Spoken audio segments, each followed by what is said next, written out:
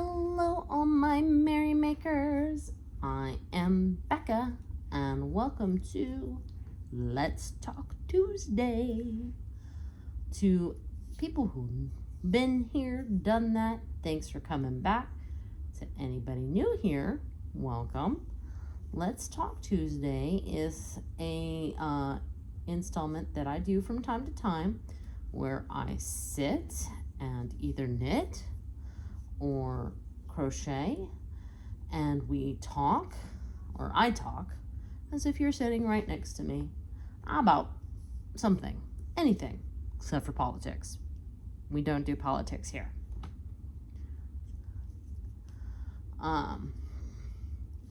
So when I mentioned doing let me talk about what I'm making first, and then we'll jump into it. So I had some leftover, basically lilies and cream cotton, and I am making what is known to me as Granny's favorite dishcloth. It is a dishcloth that usually the pattern is taught to beginners of knitting who have knitting pretty much down and want to learn how to increase and decrease. But it's also a great way to get a washcloth in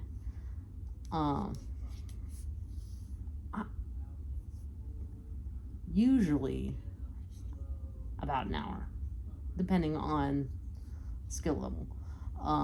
Like I said, this is lilies and cream cotton, and I am using 6mm bamboo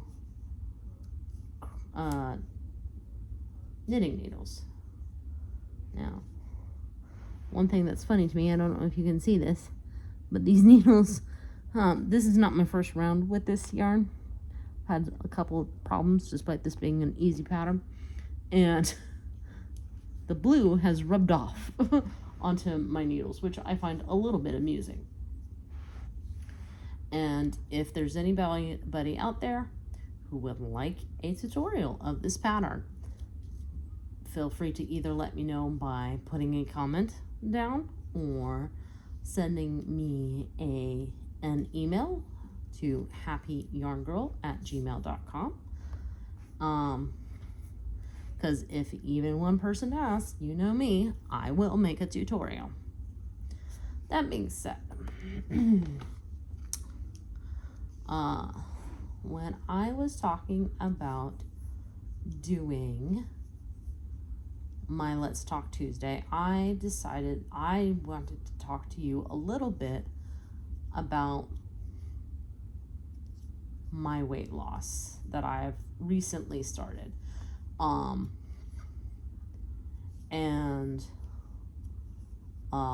going to try hard to not sound like a commercial. I will briefly mention the program that I'm doing and the book that I read in case you're curious. But I am neither affiliated or promoted by these people. Want to get that nonsense out of the way.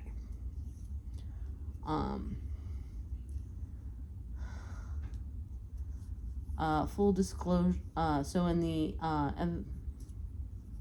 heart of full disclosure, anybody who's been with me for any amount of time, and even if you haven't and you've watched some of my older videos, you know that this is not the first time that I have attempted to lose weight.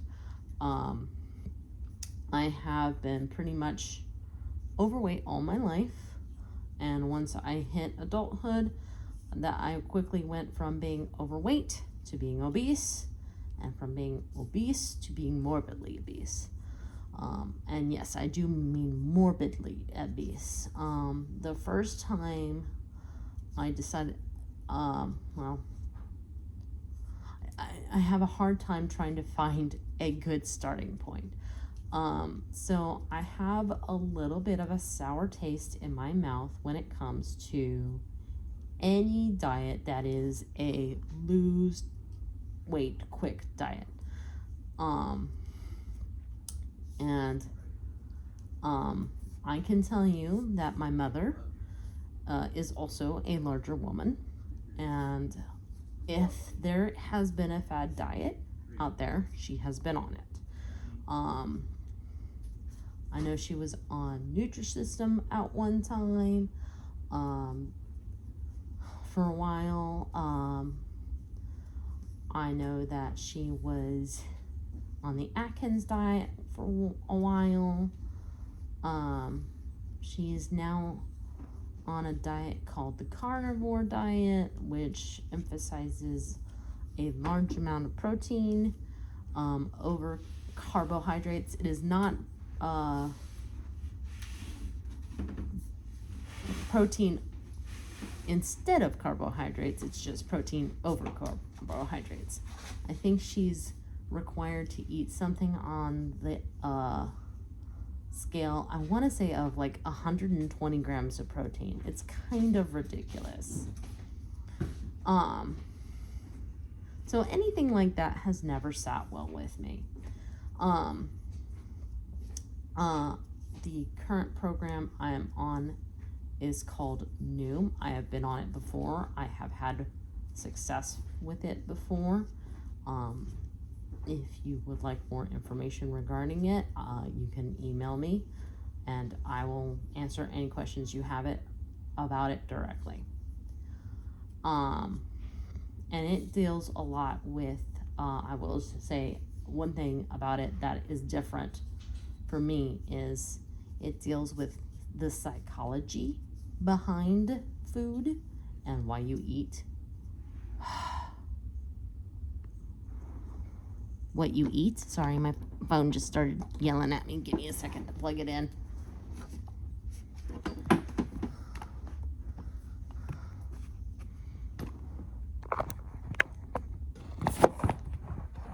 Let's see if it's going to behave.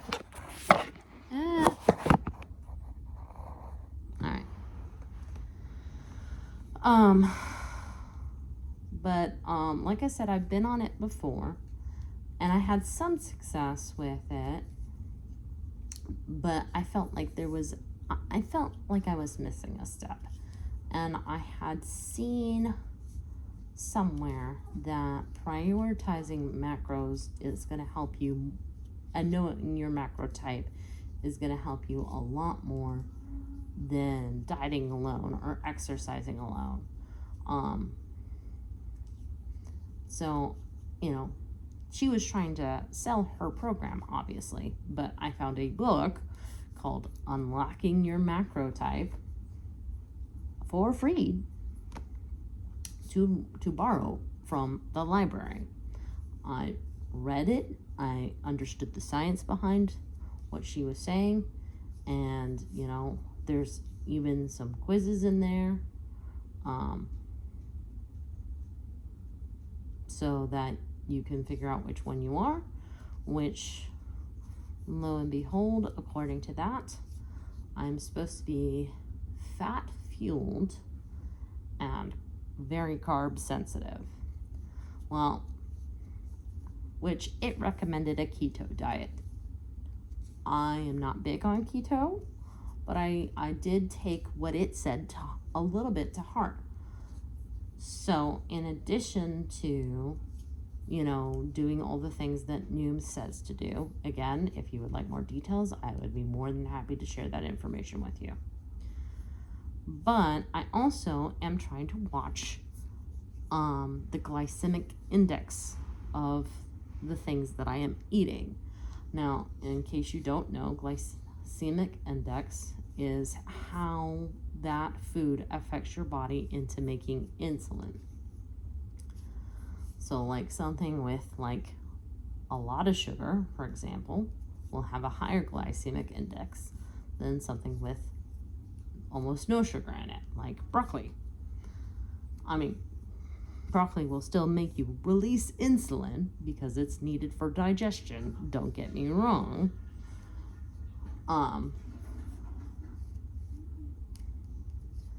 But and I'm not like I said, I'm not avoiding carbs entirely, but when I do eat them, I'm making sure they are whole grains so that they have plenty of fiber and protein with them, so that, you know, my body goes after the fiber and the protein. Those two things together, plus I'm trying to exercise and drink water, all the things that you're supposed to do. Now, I've been doing this for about a month, and I've lost 15 pounds in 1 month, which is a really good start. Now my body has caught up with the fact that it's lost 15 pounds, and it's doing that wobbly thing where you gain some and then you lose some, and you gain some and then you lose some. So, but I know for the most part, and I do say for the most part because everybody messes up. Like yesterday, I had kind of a stressful day, so I ended up, you know, having not only a full glass of wine, but 3 slices of pizza, which, you know, on any diet, that's a kind of that's too many calories, too high glycemic. I mean, all the things I'm not supposed to be doing. So, you know, it was no surprise when the scale was a little higher this morning. And one thing that I've come across again and again, and something I want to reiterate to other people in case you haven't heard it before, no diet is going to be 100% right for you. No workout plan that works for somebody else, obviously, is going to work out for you. You need to figure out what works for you. And I gotta tell you guys, this has been the most mentally in control I have felt over my weight loss plan, and my diet in a long time. I may have on occasion mentioned before that in the afternoons I have a hard time doing things because I don't have the energy for it. Well, that's no longer the norm now. Now I have a more consistent energy across the board. And more than any weight loss, that is really important to me, because trying to keep myself going and, you know, doing the things I need to do, not only for myself, but for my kids and my husband, is really important to me. The fact that I can record this video without being dead to the world is really important to me, because in case you don't know, I record my videos at night usually. And nobody is pressuring me to lose weight except for myself. And I will go ahead and tell you that when I started this weight loss journey, this particular one, I weighed in at 285. Now, this was when I was still wearing the boot for my ankle. So, it's the most sedentary I had been for a long period of time, and I knew that. But the fact that I weighed 285 scared me a lot. Because I've always said that if I weigh 300 pounds, there is something really, really wrong with me. I never want to weigh 300 pounds. That is like my hard line in the sand.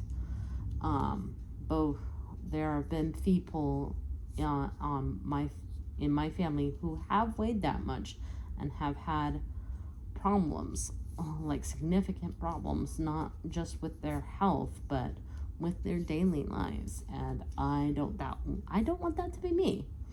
Plus, I don't know if you've noticed, but big girl clothes just seem to, they cost more, and they cost more because it uses up more fabric, and they're also just not as cute as smaller clothes. So there's there's health reasons and there's some vain reasons. Right now, the goal is to, and I'm on track for this goal, to be 250 by summer.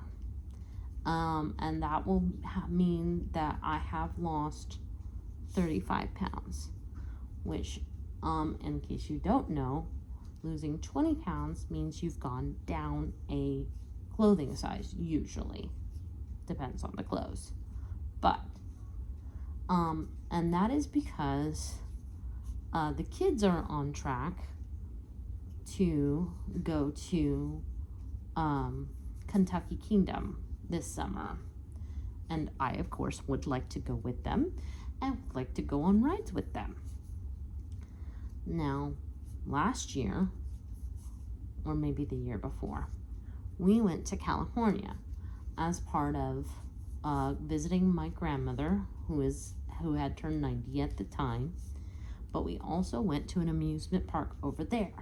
Now, that amusement park was geared toward children, but I was also just mortified and embarrassed to find that I could not fit my big old butt into I was squeezing into a lot of the rides, and there was one ride that I couldn't even squeeze into, and I was embarrassed, and I was just like, that is unacceptable. So I am hoping by losing at least 35 pounds, that will not be as much as a problem. It might still be a problem because that's still quite overweight. That will, 250 is still actually considered obese for my height, which is 5'6". Now, I don't know if I'll be able to lose another 25 by Christmas, but that would be nice. And then next year to be under 200. Now, I've always said that once I get under 200, I'm going to take inventory of a lot of things. Number one, how do I feel about the way I look? Do I, because I will be honest, I don't remember ever being under 200. And I mean that, like, with a straight face. I'm not joking.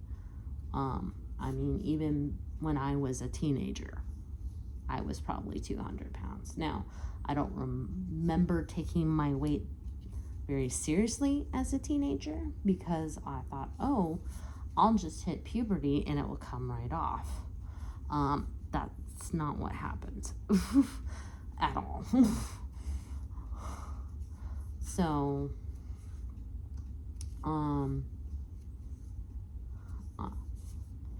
for me, it's been once now that I'm eating for what they say my macrotype is. Besides watching the glycemic index of things, my diet really hasn't changed all that much, which is just crazy. And, I will still eat the odd sweet treat now and then. But usually if I'm craving sweets, the first thing I do is drink water.